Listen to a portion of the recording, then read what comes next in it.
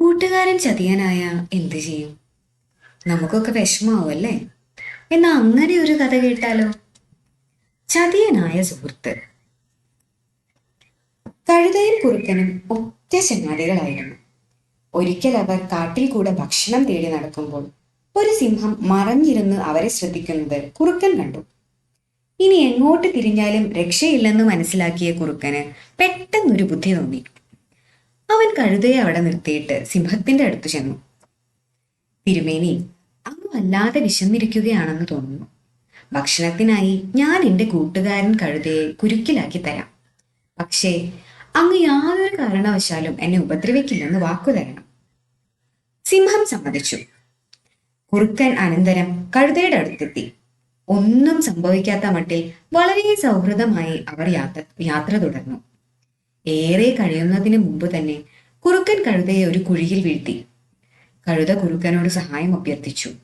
കുറുക്കൻ പറഞ്ഞു, സുഹൃത്തെ, ഞാൻ മാത്രം വിചാരിച്ചാൽ നിന്നെ രക്ഷപ്പെടുത്തുക സാധ്യമല്ല. വേറെ സുഹൃത്തുക്കളെ ഞാൻ അന്വേഷിച്ചു വരാം. പിന്നീട് കുറുക്കൻ സിംഹത്തിന്റെ അടുത്തെത്തി. തിരുമേനി, അങ്ങേക്കായി കഴുതയെ ഞാൻ കെണിയിലാക്കി. വരൂ, കാണിച്ചു തരാം. സിംഹം കുറുക്കനോടൊപ്പം ചെന്നു. കഴുത കിടക്കുന്ന സ്ഥലം സിംഹം പരിശോധിച്ചു. സിംഹത്തിന് സന്തോഷമായി. കുറുക്കൻ പറഞ്ഞതുപോലെ തന്നെ പ്രവർത്തിച്ചിരിക്കുന്നു.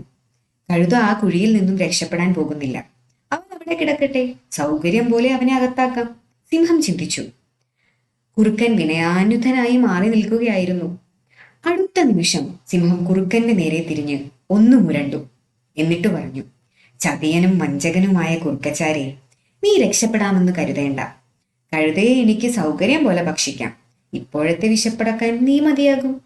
സിംഹം കുറുക്കന്റെ മേൽ ചാടി വീണു അവന്റെ കഥ കഴിച്ചു. ഇതിൽ നിന്ന് നമുക്ക് എന്ത് ഗുണപാഠമാണ് കിട്ടുന്നത്? സ്നേഹിതനെ ചതിച്ച് സ്വന്തം രക്ഷ നേടാൻ ശ്രമിക്കുന്നവനെ വിധി ആദ്യം കീഴടക്കുന്നു, അല്ലേ? നന്ദി.